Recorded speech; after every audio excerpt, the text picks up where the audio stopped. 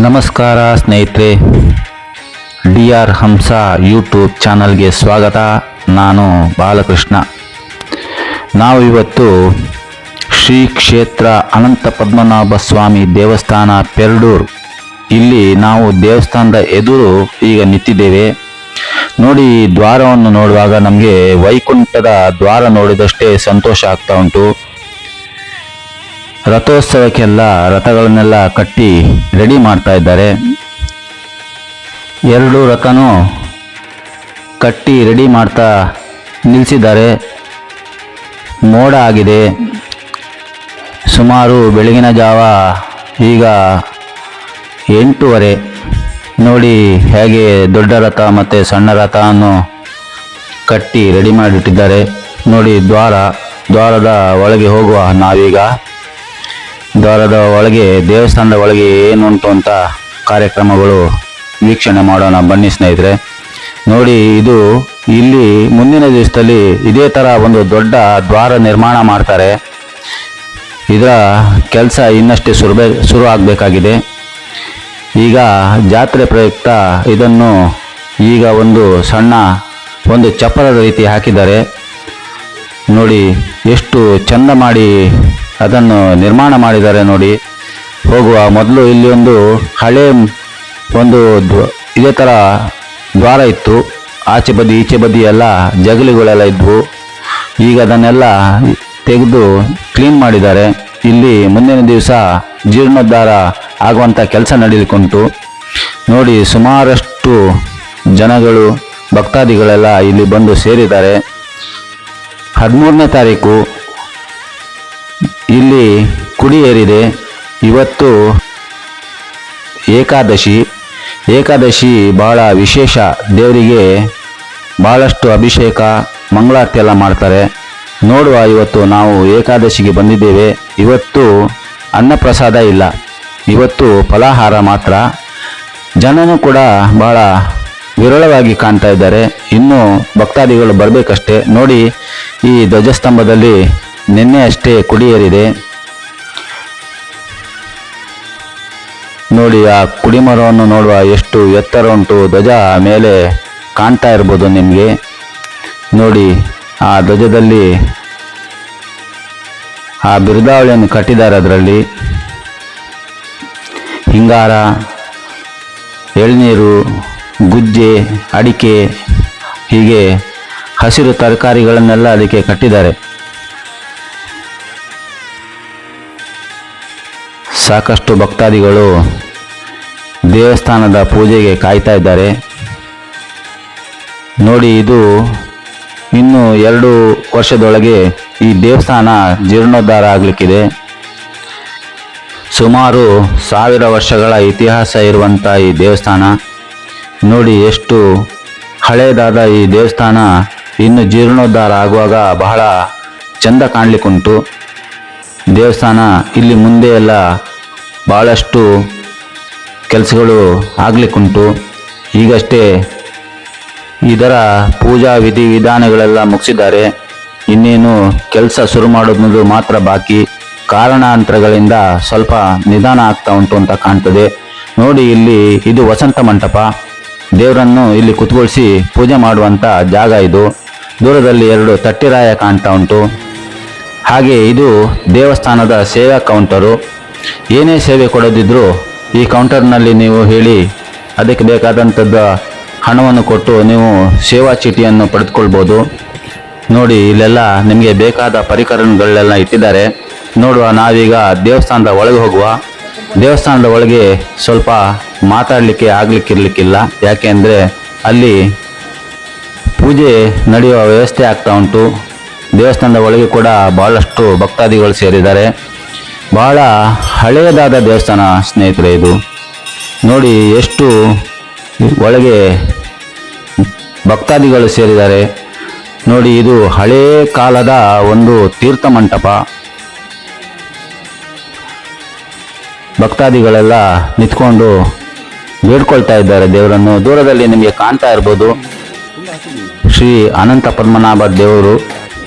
ನೋಡಿ, ಅಲ್ಲಿ ಎಲ್ಲ ಅಭಿಷೇಕಕ್ಕೆ ತಯಾರು ಮಾಡ್ತಾ ಇದ್ದಾರೆ ಭಟ್ರು. ಇಲ್ಲಿ ನಮಗೆ ಮಾತಾಡುವಂಥ ಅವಕಾಶ ಇಲ್ಲ. ನೋಡಿ ದೇವರಿಗೆ ಅಭಿಷೇಕ ಮಾಡ್ತಾ ಇದ್ದಾರೆ.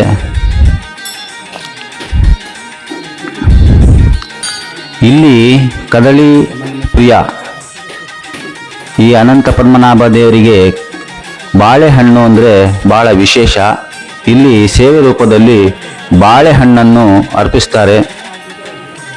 ಹಾಗೆ ತುಳಸಿ ಕೂಡ ಭಾಳ ವಿಶೇಷ ಇಲ್ಲಿ. ನೋಡಿ ಈ ಕಂಬಗಳು ನೋಡಿ, ಆ 1000 ವರ್ಷದ ಹಿಂದೆ ಇದ್ದಂಥ ಆ ತೀರ್ಥ ಮಂಟಪ ಇಂದಿಯೂ ಕೂಡ ಹಾಗೆ ಉಂಟು. ನೋಡಿ ಇಲ್ಲಿ ತೀರ್ಥ ಪ್ರಸಾದ ಕೊಡುವಂಥ ಜಾಗ, ಹಣ್ಣುಕಾಯಿ ಮಾಡುವಂಥ ಜಾಗ. ನೋಡುವ, ನಾವು ದೇವಸ್ಥಾನಕ್ಕೆ ಒಂದು ರೌಂಡ್ ಬರುವ ಹಾಗೆ ಇಲ್ಲಿ ಭಟ್ರನವರು ಏನು ಮಾಡ್ತಾರೆ ಅಂತ ನೋಡುವ. ನಾವು ಇಲ್ಲಿ ವಿಡಿಯೋ ಮಾಡುವಂಥ ಅವಕಾಶ ಇಲ್ಲ, ಆದರೂ ನಾನು ನಿಮಗೋಸ್ಕರ ಈ ಸಣ್ಣ ವಿಡಿಯೋವನ್ನು ಮಾಡ್ತಾ ಇದ್ದೇನೆ. ನೋಡುವ ಏನು ಮಾಡ್ತಾರೆ ಅಂತ. ಕ್ಯಾಮ್ರಾ ನೋಡಿದರೆ ಭಟ್ರನವರು ಬೈತಾರೆ, ಮಾಡಬೇಡಿ ವಿಡಿಯೋ ಅಂತ ಹೇಳ್ತಾರೆ. ಅವರಿಗೆ ಇದೆಲ್ಲ ಆಗೋದಿಲ್ಲ ಅಂತ ಅನ್ನಿಸ್ತದೆ. ಭಕ್ತರಿಗೆ ತೋರಿಸ್ಬೇಕು ಅಂತ ಒಂದು ಆಸೆಯಲ್ಲಿ ವಿಡಿಯೋ ಮಾಡ್ತಾ ಇದ್ದೀನಿ ಸ್ನೇಹಿತರೆ. ನೋಡಿ ಎಷ್ಟೊಂದು ಭಕ್ತಾದಿಗಳು ಸೇರಿದ್ದಾರೆ. ಏಕಾದಶಿ ಅನಂತ ಪದ್ಮನಾಭನಿಗೆ ಭಾಳ ವಿಶೇಷ. ಅಭಿಷೇಕ ಹಾಗೆ ಪೂಜೆ ನಡೀಲಿಕ್ಕುಂಟು. ನೋಡುವ, ನಾವು ಸಾಧ್ಯ ಆದರೆ ನಿಮಗೆ ಆ ಪೂಜೆಯನ್ನು ತೋರಿಸುವ ಪ್ರಯತ್ನ ಮಾಡ್ತೀನಿ.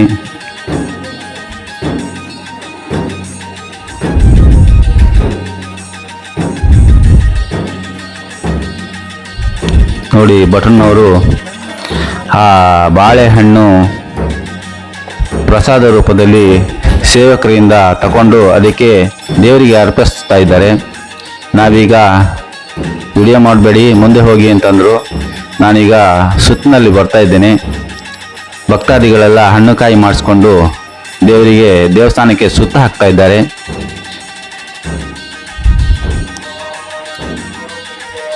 ಏಕಾದಶಿ ಆಗಿರೋದ್ರಿಂದ ಭಕ್ತಾದಿಗಳು ಸ್ವಲ್ಪ ಕಮ್ಮಿ ಸಂಖ್ಯೆಯಲ್ಲಿದ್ದಾರೆ.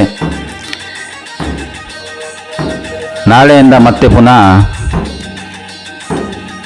ಜಾತ್ರೆಯ ಸೊಬಗನ್ನು ನೋಡ್ಬೋದು. ನೋಡಿ, ಇದು ಬಾವಿ, ತೀರ್ಥ ಬಾವಿ. ನೋಡಿ ಎಷ್ಟು ಹಳೆಯದಾದ ತೀರ್ಥ ಬಾವಿ, ಅದಕ್ಕೆ ದಂಡೆ ಕೂಡ ಇಲ್ಲ. ಇದು ತುಳಸಿ ಬೃಂದಾವನ.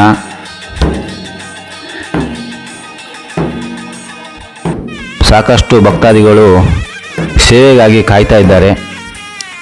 ನೋಡಿ ಎಷ್ಟು ಕುಕ್ಕೆ ತುಂಬ ಬಾಳೆಹಣ್ಣನ್ನು ಇಟ್ಟಿದ್ದಾರೆ. ಅದನ್ನೆಲ್ಲ ಸೇವೆ ಆದಮೇಲೆ ಭಕ್ತಾದಿಗಳಿಗೆ ಕೊಡ್ತಾರೆ. ನೋಡಿ, ನಾನೀಗ ಹೊರಗೆ ಬಂದೆ, ದೇವಸ್ಥಾನದ ಹೊರಗೆ ಬಂದೆ.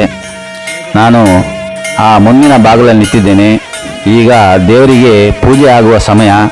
ನೋಡುವ, ನಮಗೆ ಕೂಡ ಪೂಜೆ ನೋಡಲಿಕ್ಕೆ ಸಿಗ್ತದ ಅಂತ ನಾನು ಕೂಡ ಕಾಯ್ತಾ ಇದ್ದೇನೆ ಭಕ್ತರೆ. ಜನ ಎಲ್ಲ ಬಾಗಿಲಿನ ಅಡ್ಡ ನಿಂತಿದ್ದಾರೆ. ಹೊರಗೆ ಕೂಡ ಸಾಕಷ್ಟು ಭಕ್ತಾದಿಗಳು ನಿಂತು ಕಾಯ್ತಾ ಇದ್ದಾರೆ. ಭಾಳ ಹಳೆಯದಾದ ದೇವಸ್ಥಾನ, ಅಷ್ಟೇ ಕಾರ್ಮಿಕ ಕೂಡ ಉಂಟು.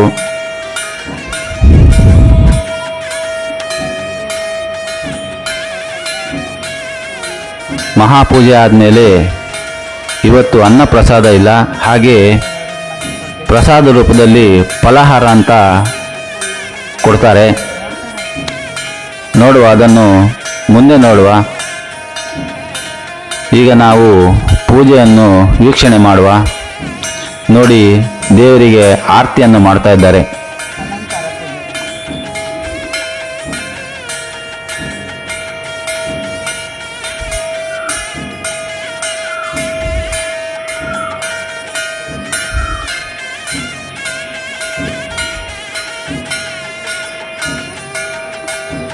ನೋಡಿ ಸ್ನೇಹಿತರೆ, ಮಂಗಳಾರತಿಯನ್ನು ಮಾಡ್ತಾ ಇದ್ದಾರೆ.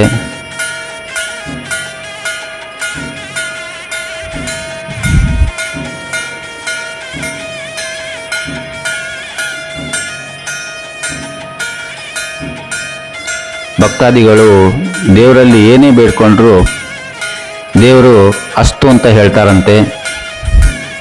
ಯಾಕೆಂದರೆ ಬಾಳೆಹಣ್ಣಿಗೆ ಒಲಿದಿರುವಂಥ ಅನಂತ ಪದ್ಮನಾಭ, ಅದಕ್ಕೆ ಅನಂತ ಪದ್ಮನಾಭನಿಗೆ ಕದಳಿ ಪ್ರಿಯ ಅಂತ ಹೆಸರು. ಕದಳಿ ಅಂದರೆ ಬಾಳೆಹಣ್ಣು. ಹಾಗೆ ಇಲ್ಲಿ ಬಾಳೆಹಣ್ಣು ಅರ್ಪಿಸೋದು ದೇವರಿಗೆ ಬಹಳ ವಿಶೇಷತೆ ಸ್ನೇಹಿತರೆ. ನೋಡಿ, ಈಗ ಮಹಾಮಂಗಳಾರತಿ ಆಗ್ತದೆ.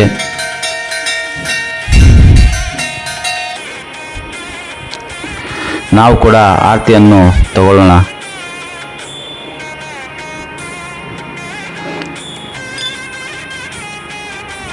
ಭಕ್ತಾದಿಗಳೆಲ್ಲ ಆರತಿಯನ್ನು ಸ್ವೀಕಾರ ಮಾಡಿಕೊಂಡ್ರು.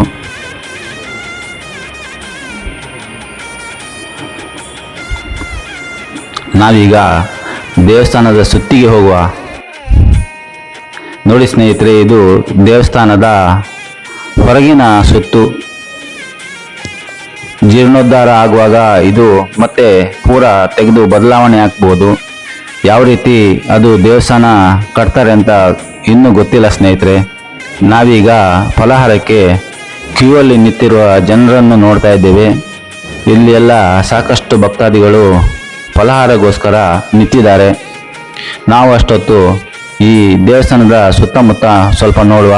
ನೋಡಿ, ದೇವಸ್ಥಾನದ ಮೇಲೆಲ್ಲ ಭಕ್ತಾದಿಗಳಿಗೆ ಬಿಸಿಲು ಮಳೆ ಬರದೇ ಇರದ ಹಾಗೆ ಮೇಲೆ ಕೂಡ ಒಂದು ಎತ್ತರವಾದ ಒಂದು ಶೀಟಿನ ಮಾಡನ್ನು ಹಾಕಿದ್ದಾರೆ. ಸಾಕಷ್ಟು ಜನ ಇಲ್ಲಿ ನಿಂತಿದ್ದಾರೆ. ಇಲ್ಲಿ ಹಳೇ ಕಾಲದ ಹಾಗೆ ಜಗಲಿಗಳೆಲ್ಲ ನೀವು ನೋಡ್ಬೋದು, ಮರದ ಕಂಬಗಳು. ಹಾಗೆ ಅಲ್ಲಿ ಇಟ್ಟಂತ ನೋಡಿ, ಈಗ ನಾವು ಫಲಾಹಾರದ ರೂಮಿನೊಳಗೆ ಬಂದಿದ್ದೇವೆ. ನಾವು ಕೂಡ ಫಲಾಹಾರನ್ನು ತಕೊಂಡು ಹೋಗುವ. ಹಾಗೆ ಜನ ಎಲ್ಲ ಕೆಳಗೆ ಕೂತ್ಕೊಂಡು ಫಲಾಹಾರ ಸ್ವೀಕಾರ ಮಾಡ್ತಾ ಇದ್ದಾರೆ.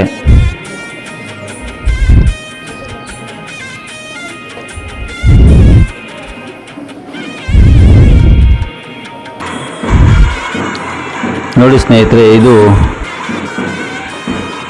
ಸಾಯಂಕಾಲದ ರಾತ್ರಿಯ ಒಂದು ಪೂಜೆ ಆದ ನಂತರ ದೇವರ ಒಂದು ಸಣ್ಣ ರಥೋತ್ಸವ. ಒಳಗಿನ ಸುತ್ತಲ್ಲೇ ಒಂದು ರಥವನ್ನು ಎಳ್ಕೊಂಡು ಬರ್ತಾರೆ.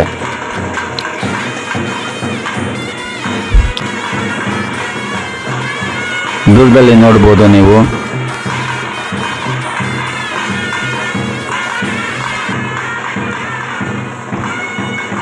ರಥವನ್ನು ಎಳ್ಕೊಂಡು ಬರ್ತಾ ಇದ್ದಾರೆ. ಚಂದದ ಒಂದು ಮರದ ರಥ. ಇದು ದೇವಸ್ಥಾನದ ಒಳಸುತ್ತಿನಲ್ಲೇ ಎಳೆಯುವಂಥ ಒಂದು ಸಣ್ಣ ರಥ.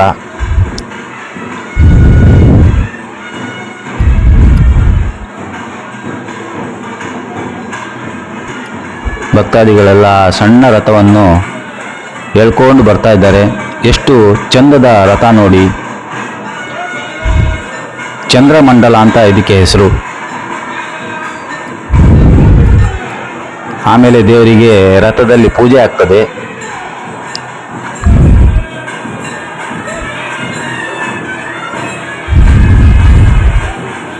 ಆ ಕುಡಿಮರದ ಎದುರು ಈ ರಥವನ್ನು ನಿಲ್ಲಿಸ್ತಾರೆ. ನಾವೀಗ ಮುಂದೆ ಹೋಗುವ. ನೋಡಿ, ದೇವರಿಗೆ ಈಗ ರಥದಲ್ಲೇ ಪೂಜೆ ಆಗ್ತದೆ.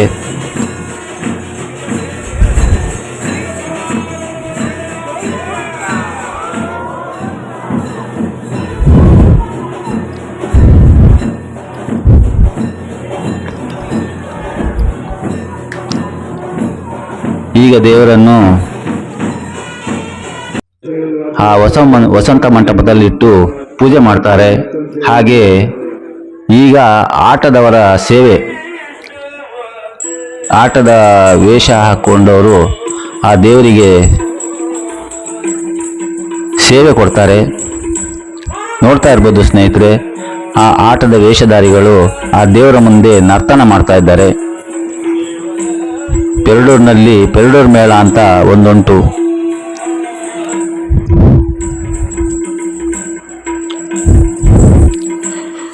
ವಿಡಿಯೋ ನೋಡ್ತಾ ಇದ್ದೀರಲ್ಲ ಸ್ನೇಹಿತರೆ, ವಿಡಿಯೋ ಇಷ್ಟ ಆದರೆ ಲೈಕ್ ಮಾಡಿ, ಶೇರ್ ಮಾಡಿ. ವಿಡಿಯೋ ನೋಡಿ ಸುಮ್ಮನಾಗಬೇಡಿ, ಸಬ್ಸ್ಕ್ರೈಬ್ ಮಾಡಿ. ನಿಮ್ಮ ಬೆಂಬಲವೇ ನಮಗೆ ಶ್ರೀರಕ್ಷೆ. ಪ್ರೋತ್ಸಾಹಿಸಿ, ಬೆಂಬಲಿಸಿ, ಆದಷ್ಟು ಜನಕ್ಕೆ ಶೇರ್ ಮಾಡಿ. ನೋಡಿ, ಈಗ ಆಟದವರ ಸೇವೆ ನಡೀತಾ ಉಂಟು. ಆ ಸೇವೆ ಆದಮೇಲೆ ಪಲ್ಲಕ್ಕಿ ಸೇವೆ ಮುಂದೆ ಅವರು ಇಡೀ ಸುತ್ತು ಬರುವಾಗ ನರ್ತನ ಮಾಡಿಕೊಂಡೇ ಬರ್ತಾರೆ. ನೋಡುವ, ಅದನ್ನು ಕೂಡ ನಾವು ನೋಡುವ.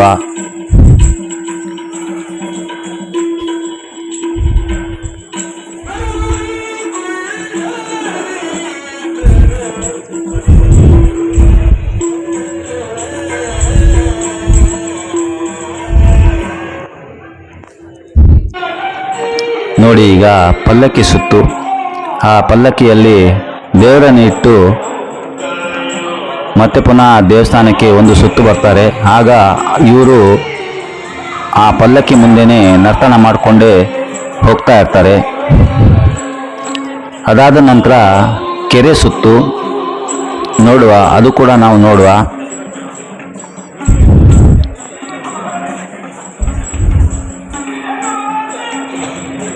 ಅನಂತ ಪದ್ಮನಾಭ ದೇವರ ಜಾತ್ರೆ ನೋಡೋದೇ ಒಂದು ವಿಶೇಷ ಸ್ನೇಹಿತರೆ. ಬಹಳ ಅದ್ಧೂರಿಯಾಗಿ ಆ ರಥೋತ್ಸವವನ್ನು ಮಾಡ್ತಾರೆ. ಅನಂತ ಪದ್ಮನಾಭ ದೇವಸ್ಥಾನಕ್ಕೆ ಎಲ್ಲರೂ ಬನ್ನಿ. ಅನಂತ ಪದ್ಮನಾಭ ದೇವರ ಆಶೀರ್ವಾದವನ್ನು ಪಡೆಯಿರಿ. ಎಲ್ಲರಿಗೂ ಒಳ್ಳೆಯದಾಗಲಿ ಅಂತ ನಾನು ಇಲ್ಲಿಂದನೇ ಬೇಡ್ಕೊಳ್ತಾ ಇದ್ದೀನಿ ಸ್ನೇಹಿತರೆ. ನೋಡಿ, ದೇವಸ್ಥಾನಕ್ಕೆ ಒಂದು ಸುತ್ತು ಬರ್ತಾ ಇದ್ದಾರೆ.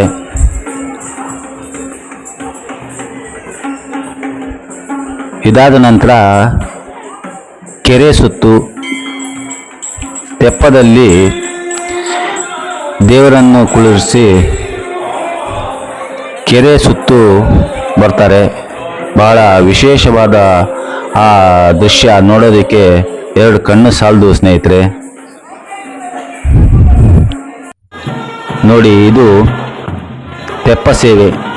ಅಂದರೆ ಕೆರೆಯಲ್ಲಿ ಆ ತೆಪ್ಪದಲ್ಲಿ ಒಂದು ಮಂಟಪವನ್ನು ಮಾಡಿದ್ದಾರೆ. ಅದರೊಳಗೆ ದೇವರನ್ನು ಕುತ್ಕೊಳಿಸಿ ಆ ತೆಪ್ಪದಲ್ಲಿ ಇಡೀ ಕೆರೆಗೆ 3 ಸುತ್ತು ಹಾಕಿ ಆಮೇಲೆ ದೇವರು ಒಳಗಾಗ್ತಾರೆ ಸ್ನೇಹಿತರೆ. ನೋಡಿದ್ರಲ್ಲ ಸ್ನೇಹಿತರೆ, ನಿಮಗೆ ವಿಡಿಯೋ ಇಷ್ಟ ಆಯಿತು ಅಂತ ಅಂದ್ಕೊಳ್ತೀನಿ. ಸಬ್ಸ್ಕ್ರೈಬ್ ಮಾಡೋದನ್ನು ಮರಿಬೇಡಿ ಸ್ನೇಹಿತರೆ.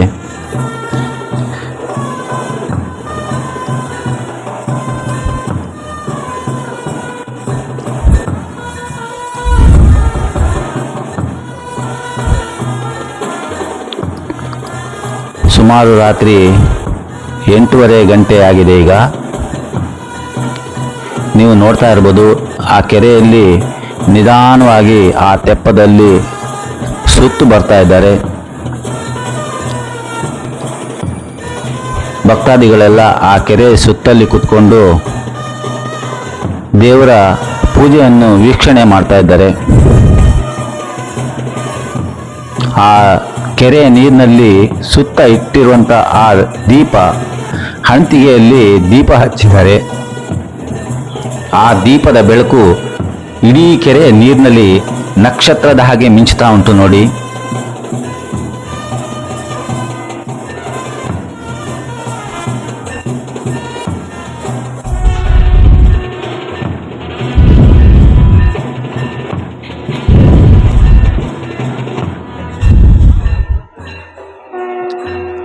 ಆ ನಾಗನ ಒಂದು ಸುತ್ತು ಹಾಕಿ ಕೂತಿರುವಂಥ ಒಂದು ಪೀಠದಲ್ಲಿ ಅನಂತ ಪದ್ಮನಾಭ ದೇವರ ಆ ಮೂರ್ತಿಯನ್ನು ಕುತ್ಕೊಳಿಸಿದ್ದಾರೆ.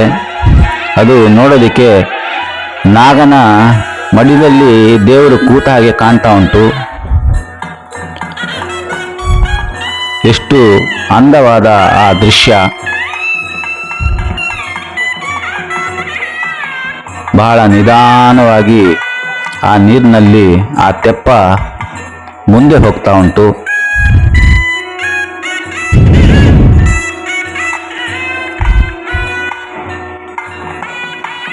ಇದಕ್ಕೆ ತೆಪ್ಪ ಸೇವೆ ಅಂತಾರೆ. ಆ ನೀರು ಬೆಳಕಲ್ಲಿ ಆ ದೇವರ ಆ ಮಂಟಪ ಎಷ್ಟು ಚಂದ ಕಾಣ್ತಾ ಉಂಟು ನೋಡಿ. ಸಾಕಷ್ಟು ಭಕ್ತರು ಆ ಕೆರೆಯ ಮೆಟ್ಟಿಲಿನ ಮೇಲೆ ಕುತ್ಕೊಂಡು ಈ ದೃಶ್ಯವನ್ನು ವೀಕ್ಷಣೆ ಮಾಡ್ತಾ ಇದ್ದಾರೆ. ನೋಡಿದ ಸ್ನೇಹಿತರೆ, ಮುಂದಿನ ವಿಡಿಯೋದಲ್ಲಿ ಮತ್ತೊಮ್ಮೆ ಸಿಗ್ತೇನೆ. ಅಲ್ಲಿವರೆಗೂ ನಮಸ್ಕಾರ. ಎಲ್ಲರಿಗೂ ದೇವರು ಒಳ್ಳೆಯದು ಮಾಡಲಿ.